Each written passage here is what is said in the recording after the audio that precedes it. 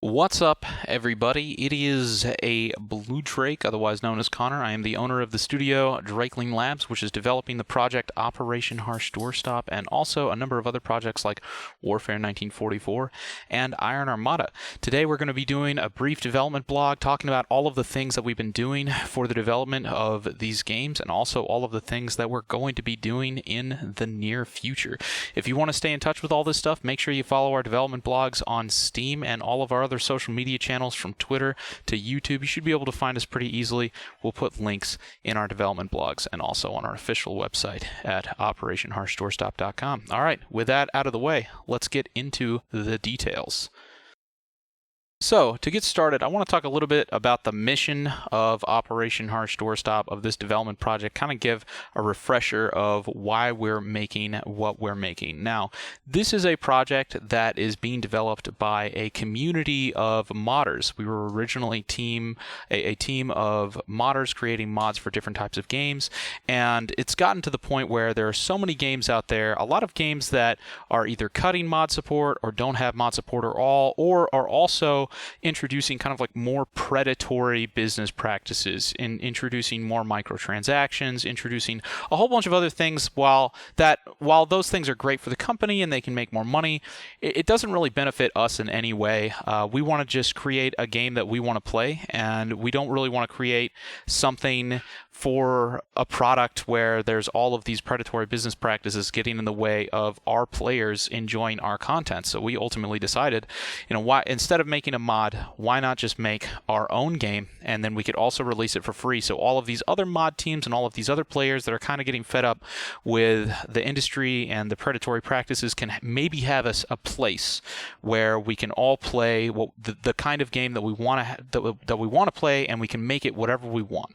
So we're going to be releasing this game. We're going to be releasing a source development kit, which means that all of the players will be able to download this SDK and create mods for this. We're going to be releasing it for free. It's going to be donation supported. And in order to support our own studio, we obviously have our other games that are commercial. Some of those games actually use the same code base that we're developing for Operation Harsh Doorstop, but because you guys are supporting us on Patreon and supporting us in all of these other places in order to develop this code base, we're also going to release this for free to everybody. So we hope that this is going to be a really great, mutually beneficial arrangement for all of the players, also for our studio, and we can come out with an awesome free game that has mod support, that doesn't have any microtransactions, that everybody can just play and make whatever they want. So that's the dream. That's what we want to achieve. It's going to take a lot of work to get there, but that is the main mission of what we are creating. So recently, we just finished development of Phase 1, which was a big milestone for our project. In fact, a lot of us really see this as a victory, because when we started this project, we weren't even sure if we were going to be able to get to Phase 1. And now that we've completed this, we know that we have a project that has viability.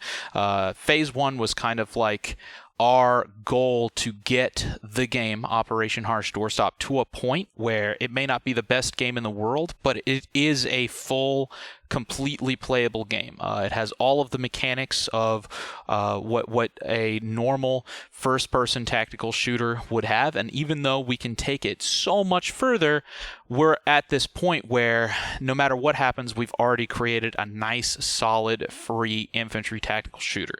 Everything else is downhill from here, so to speak, even though it's still going to take a lot of work, but we've gotten somewhere that has permanence.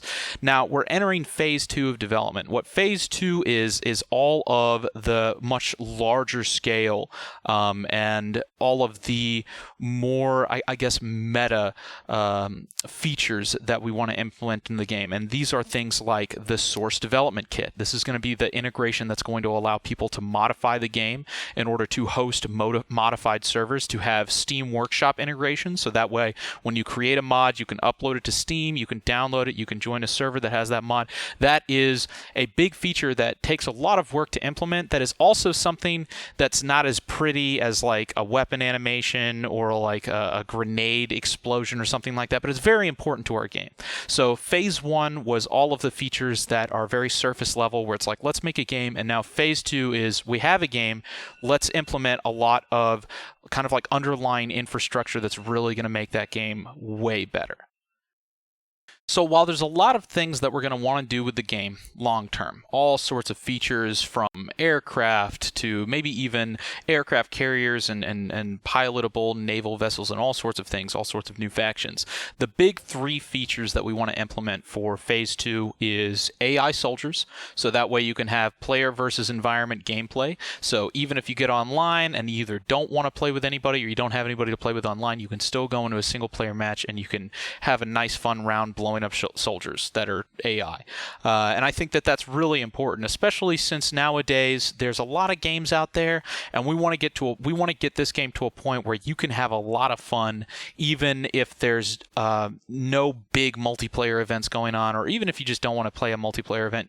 No matter what happens, the game will be playable, and you can get in there and shoot stuff up and have a great time. So having AI soldiers is a big ticket item, and it's going to take a lot of work, but we think it's really important. So for Phase 2, that's one of our main features that we're going to be working on implementing into the game. Another big thing that we're going to be working on implementing is the modding SDK, so that way you can modify the game, you have Steam Workshop support. And then lastly is going to be finishing up our networking system for vehicles. So this is going to allow us to actually have vehicles that are networked, that can be in multiplayer servers, and this will tie into our logistics system for constructing outposts and kind of like building things in the game, which is a big part of what we wanted Operation Harsh Doorstop to be. It's going to have a lot of inspiration from games like Project Reality, even games like Squad, where constructible and deployable items are a big thing and a big part of the gameplay. Obviously, we're going to be wanting to implement that into Operation Harsh Doorstop as well. So those are the three big things that we're going to be working on for Phase 2. AI soldiers, the modding SDK, and networking for light vehicles. Now that's going to be a lot of work for our programming team. So our programming team is going to be working on this, but we also have a whole bunch of people, modders, content creators, all sorts of people that are also very talented modelers, animators, level designers, and we don't want them just sitting on their hands waiting for the programmers to get all of these big ticket items finished. So in order to make sure that everybody's still making fun stuff for the community to play around with, we're going to be also continuing to develop more factions, more weapons, more theaters of war for the existing version of the game. So this is where our mini expansions are coming in. So we have all of these people that have already created the base game for Operation Harsh Doorstop. We created CAFG, which is the main level that we have right now. We also have Warfare 1944, where we're going to be implementing a whole new faction. And for Operation Harsh Doorstop, we've started working on the Vietnam expansion and a couple others as well. So our animators have already gotten the M14 animated, the AK-47 animated for our Vietnam expansion. We already have the huts created that are going to be in Vietnam. We've also created the foliage and the environment art, and we're going ahead and we're putting together the first map for our Vietnam mini expansion for Operation Harsh Doorstop. And this is something that's going to be a big deal for this game that we're creating, because like I said before, this is going to be a platform. This isn't just a single game about a single theater where it's like, oh, we're all about the Gulf War, and anything that has nothing to do with the Gulf War, we don't want to touch it. No, that's not the case at all. We want to create a game, especially when we release the SDK, that's going to explore all different theaters of war. And I think we take a lot of inspiration from Project Reality regarding this, because Project Reality was a mod for Battlefield 2, and it had very realistic tactical features, at least compared to Battlefield 2, and it also had multiple theaters of war. So you could be in a single server, you could play one match that's an insurgency match against with the Israeli versus Hamas, and the next match you're playing a conventional war with the Russians against the US military, and then the next match you're playing a World War II environment. Next match, you're playing you're going to be playing in the Vietnam War. You're going to have all of this content and all of these different experiences in a single game and a single server, where you can just flip around through all of these different environments and play styles, and it's a really great experience, and it's more of a platform than just a single theme of a game. Operation Harsh Doorstop, especially since it's going to be free, we want to have that same thing. So that's one of the reasons that we're working on all of these different types of content. It's kind of to illustrate what you'll be able to do with the SDK yourself when the SDK releases to the public. So we put out the SDK, you'll be able to do all of these things just as fast as we're making it. And since this game has a big focus on modability and a big focus on SDK, creating content for Operation Harsh Doorstop is relatively very, very easy. We've created everything from the ground up to be very similar to kind of like games like Battlefield 2, similar to games that are very straightforward when it comes to making new content, and that's why you're going to start seeing that we're going to be able to just crank out content really, really fast, and the community is going to be able to do that as well when we actually release the mod tools and we get that finished up for Phase 2. So as you can see, we've been posting a lot of images of the new Vietnam maps that we've been creating. We've also been working on some destructibility meshes, and the way this is going to work is obviously long term we want to implement destruction into the game, but in the short term we can still create maps and environments that have all of these pre-destroyed buildings and have a lot more variety to the types of buildings that you're going to be fighting in, where some of the walls are blown out. But we can also make all of these assets, we can make all of these walls and everything in a way where it's still going to be compatible long term. So for now we can create all of this variety and have these pre-destroyed buildings, but they're going to be built in a way so we can use those exact same meshes and those exact same assets in the future for a dynamic destruction system. So that's really what we're fleshing out right now. We're already working on a training map. We're also going to be continuing not just work on the Vietnam era, but we're also going to be starting work on a couple of other eras, such as World War II and World War I. And we're also going to be beginning work on the construction systems for the game. So you'll be able to actually go and place down an FOB and shovel it just like you would in Project Reality. You'll be able to deploy sandbags, and that will be the basis of our logistics system, which will eventually come in when ground vehicles are finally implemented as the result of Phase 2. And then in addition to that, Warfare 1944. A lot of people are kind of confused about the relationship between Warfare 1944 and Operation Harsh Doorstop. Operation Harsh Doorstop is built on a codebase called OHD Core. This is similar to what other companies have done in the past. It's kind of a formula where you develop a core codebase and then you can create multiple games with that exact same codebase. So for instance, Rising Storm. Rising Storm 2 is built upon the same codebase that Red Orchestra is built on. Or I should say Red Orchestra 2.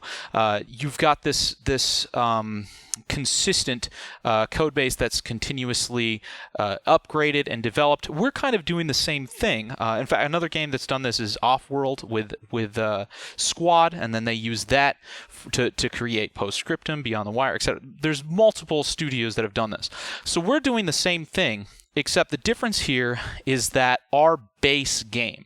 So for instance, whereas Squad, they would sell Squad for $40 and then they develop this code base, and then they use that code base to develop something like Postscriptum and then sell Postscriptum for $40. What we're going to be doing is our equivalent of Squad, Operation Harsh Doorstop, which we're developing this code base for. When we release this, instead of it being for $40, it's going to be completely for free. So all of the other games that utilize OHD Core, so for instance, Warfare 1944. Warfare 1944 is a game that we've put out. It's $10. It's a commercial game. It's built on OHD Core, and all of the money that Warfare makes goes into the development of Warfare 1944, but since Warfare 1944 also utilizes OHD Core, then the money that we spend from Warfare sales developing OHD Core also are natively compatible with Operation Harsh Doorstop. So we actually, there's been a lot of people saying like, oh, well, you know, how is that going to work when you have two separate games? How are you going to divide? The resources that we spend on one just immediately translate to the other. And we're going to be releasing Operation Harsh Doorstop completely for free. So in a way, it's kind of a 2-for-1 deal. You're getting two games and only one of them's for sale, instead of what a lot of other studios do, where you've got two games and they're on the same code base, but both of them are worth, you know, 40, 50, however many dollars. You look at even Electronic Arts, their whole library of games are built upon the same ecosystem that they've kind of created. So again, our model's the same, but our base game, it's going to be completely free, and the SDK is going to be out there, so you're going to be able to do all of the things that we do with all of our other games. So that is how that is going to work. So that is basically it from me for today. I wanted to give you guys a quick behind the scenes update of everything that's going on. We're going to start doing a lot more events, probably a lot of live stream events, play testing the game, getting that feedback, and also promoting the game, getting more people into the environment, and also completing development of Phase 2. Raising funds for Phase 2. So if you want to support the project, make sure you check out our Patreon. It makes a big difference. You can get all of the Steam keys that you need in order to get behind the scenes access and all of the extra goodies that you could ever possibly want for supporting our studio. But in addition to that, the game will also eventually come out and will be for free, and you can play it forever, because once we release it for free, we can't take that back. So that's going to be the whole thing. The more that we all come together and support this project right now, the more you all are going to get when it comes out forever. So hopefully, if we continue getting Patreon supporters and we implement vehicles in this SDK and we finish Phase 2 development, then all of that stuff you guys are going to have forever. And then Phase 3 is going to be the same thing. The more Patreon supporters we get, the more we add to the game. It's gonna be a game that you have for the rest of your life. So, all right, that's it. That's everything for today. Thanks so much for watching. Make sure you read the rest of the development blog, because I'm sure there's all sorts of stuff that's going to be in there that I haven't talked about in this video. And I will see you guys again here very, very soon. Cheers.